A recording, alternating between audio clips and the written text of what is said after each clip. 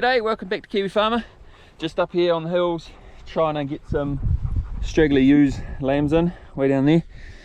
So yeah, spraying some gorse and whatnot on the while I'm out here. So yeah, this video is about me fixing the hay feeder that blew away in the wind, so I'll link that up here, and that was during the storm in September. So yeah, we're getting into winter mode now. So yeah, a few more brake fence videos and trying to set up for winter and stuff like that. So this video, fixing the feeder, feeding some cows, cows we've got over here, and then yeah, getting the heifer replacement calves back on fodder beet, or onto fodder beet. Talk about that transition, whatnot. So please don't forget to like and subscribe. Subscription numbers here going really well, so keep that ticking along. I'd appreciate that a lot. So thank you.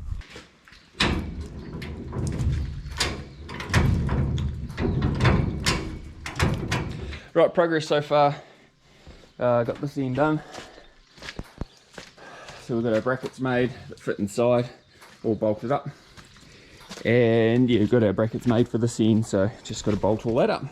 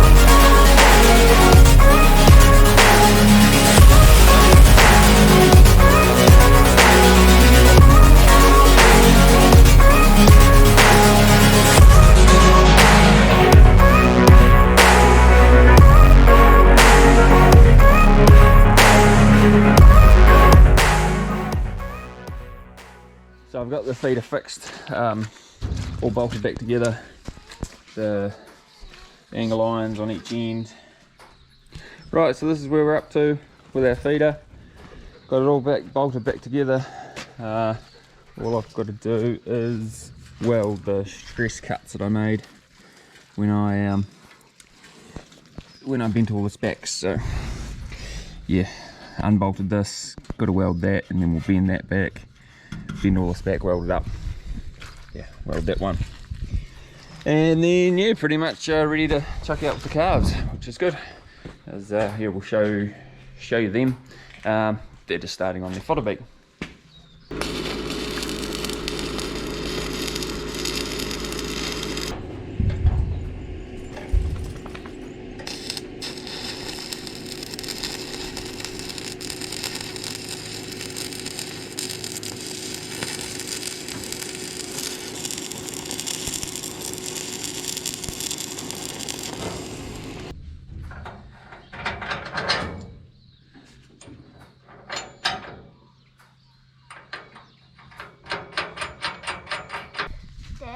Yeah. Can I make a hut in the hay like I did last year?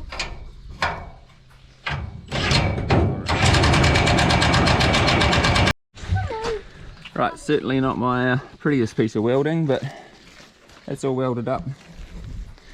Got that there bolted up, and yeah, it's all finished finally.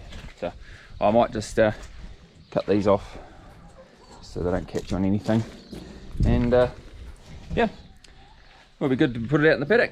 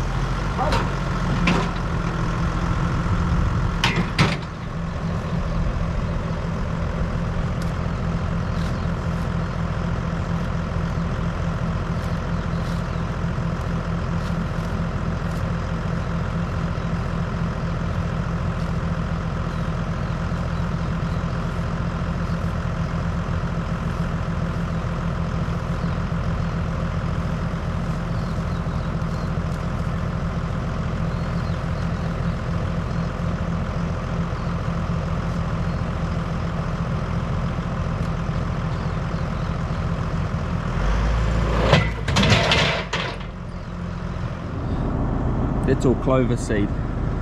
So this paddock was came from Springfield. It was full of clover. So yeah, it's all through the baleage. So hopefully that's viable. I mean, when it gets spread on the ground, it will germinate in the spring. So he's hoping. These were just 6 bales that we pulled back from Springfield. These were too weak to make into hay, so they got made into baleage. So because they got speared with the forks picking them up, it means you've compromised the ensiling process or the baleage, and then moisture gets in, they start rotting, and that's not good for the stock. So we're just going to feed them out now. Just feeding one to the cows, we'll show you up there, and then one to the calves, and the feeder is fixed. Oh.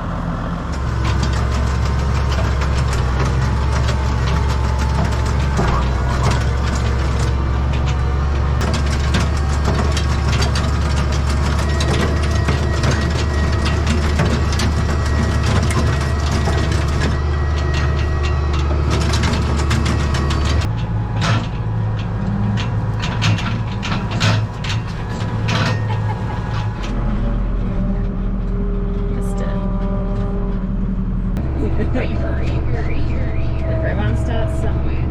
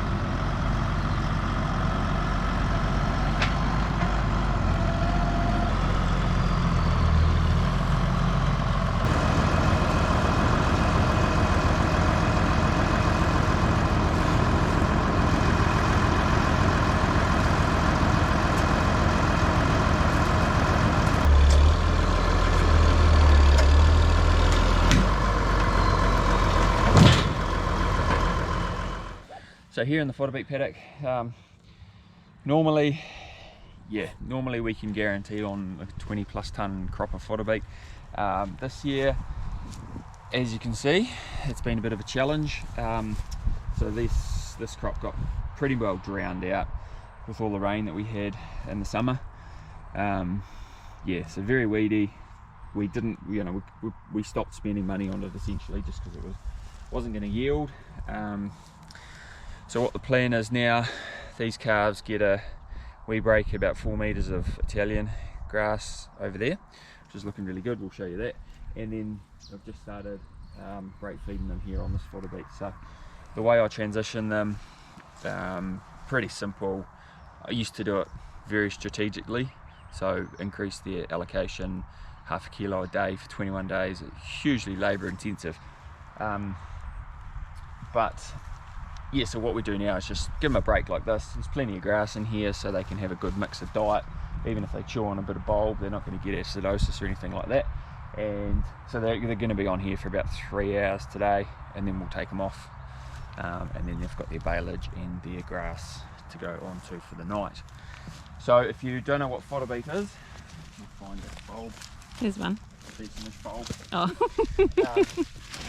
This is fodder beet. So what it is it's, yeah, you guys in the UK all know sugar beet, or mangles or something like that. So it's like a beetroot, really high in carbohydrates and sugars. That's the only protein, is the leaf. So trying to grow young stock on it can be quite difficult. You've got to give them another protein source, especially in the winter. Once we get a first frost, all this leaf will die off. That's where a runoff paddock with some good quality grass comes into play in their diet. Yeah, we find it really good just because you can get such a huge amount of yield in such a small area. 20 tonnes per hectare is a huge amount of feed. But then you run into issues as well with soil compaction and destruction of soil quality. Because you've got to plough it and heavy cultivation before this goes in. Yeah. So going forward, we don't really know where fodder beet sits in our system. Yeah, so it may or may not, still haven't decided, may or may not be here next year, or we might give it another go. We just got to probably find the right paddock for it. So yeah, any questions, just chuck it in the comments about fodder beet or anything like that. So you mentioned the transition and briefly mentioned acidosis, but do you want to just say what that is? So because this is a different type of feed than what they're used to in grass, it takes generally 5 to 7 days for the microbes and bacteria in the animal's gut to adjust to a different feed source. So therefore you need to slowly introduce that new feed source over a week at least to transition them. But it all really depends on what kind of percentage the new feed is going to be of their diet after the transition is complete. If you're up to probably 40% of their diet from fodder beet, say, then transition really is not a huge issue. But if you're going to 80 or 90% fodder beet in their diet, or this is any crop, brassicas, it can be looser and it can be transitioning back onto grass. It's more important to make sure that they're transitioned properly so the gut bacteria can utilize that feed properly, and yeah, the animals don't get a check or worse, acidosis or any of those kind of metabolic issues. What was the other question? No, that was it. That was it. Okay. Cool.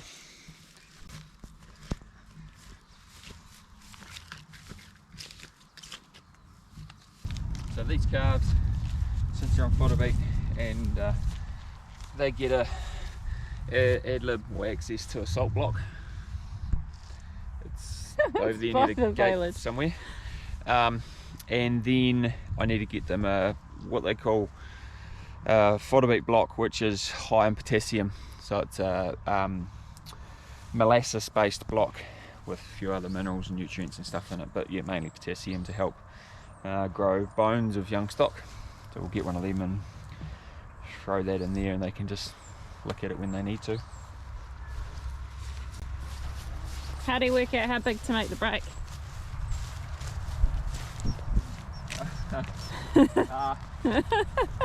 This here is really just going on what they're leaving behind at the moment.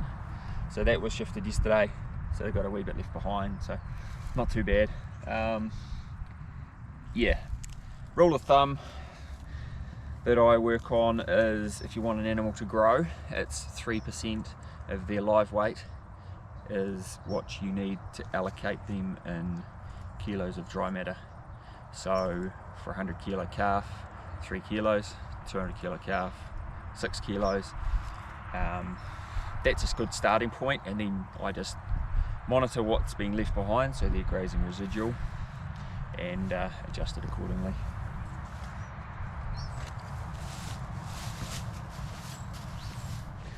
So just beside where the calves are, these are the replacement hoggets or replacement ewe lambs. Yeah, so they're nearly done on this paddock. Give them another day or so in here, but they're looking really, really good. So Pretty happy with them.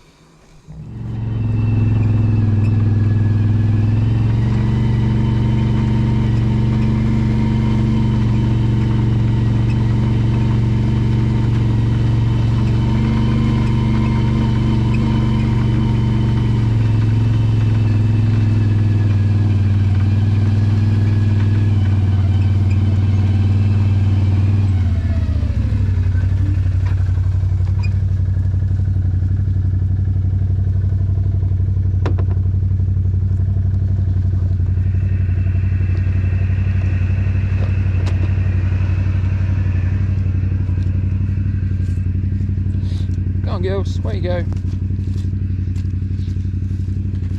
See, they've just started getting into the fodder beet. Started munching away at them, so that's good. Once they get a taste for it, generally they get into it pretty quick. Come on, girls, there's grass and baleage out there for you.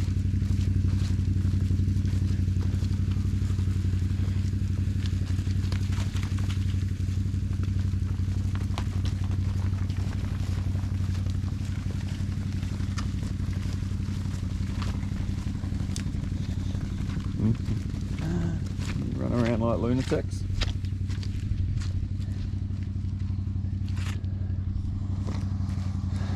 I'll shut this and open it up again tomorrow. Right, that'll do it for this video. Thanks for watching.